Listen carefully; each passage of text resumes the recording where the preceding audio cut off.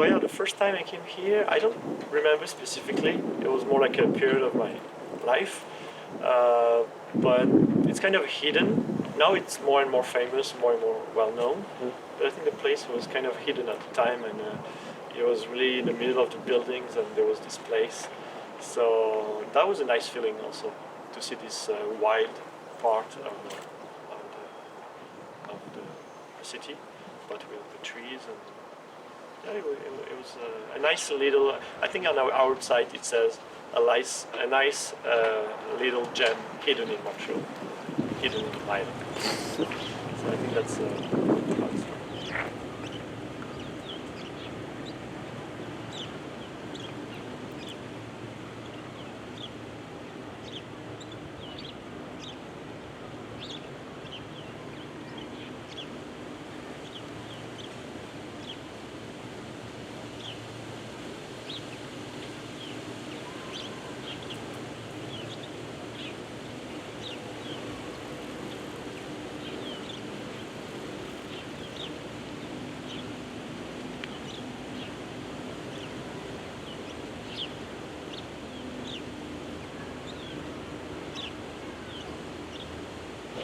Yeah, it's a very unique and common places, I guess, within cities, because the site is an old industrial place.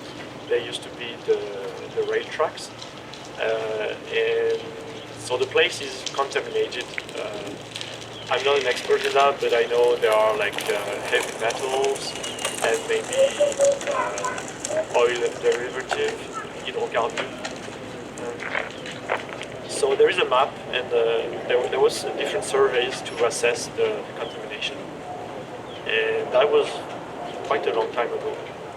And then this site was bought by the city, and it was meant to be not industrial place, but some kind of warehouse or something like that. But the vegetation had regrown already at the time. So the citizens of the inhabitants of the area, they didn't want it to be destroyed. So they organized themselves, and that's pretty much how the organism that I'm administrator of was born. And finally, the city agreed to preserve the place, to preserve the natural character. And when was that? So that was, I think, in 2009, 2008. Okay.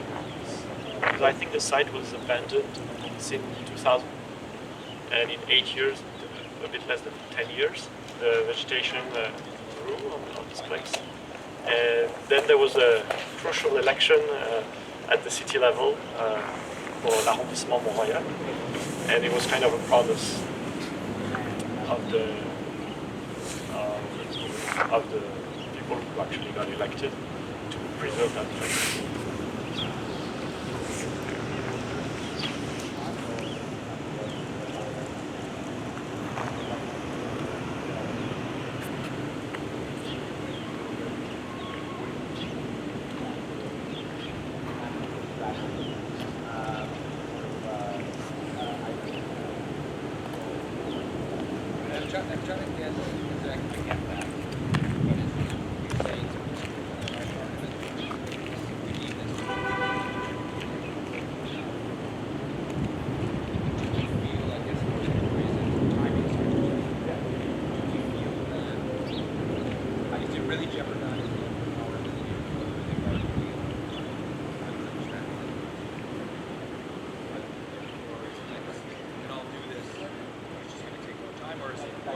Or are they like, listen, we really don't want to talk about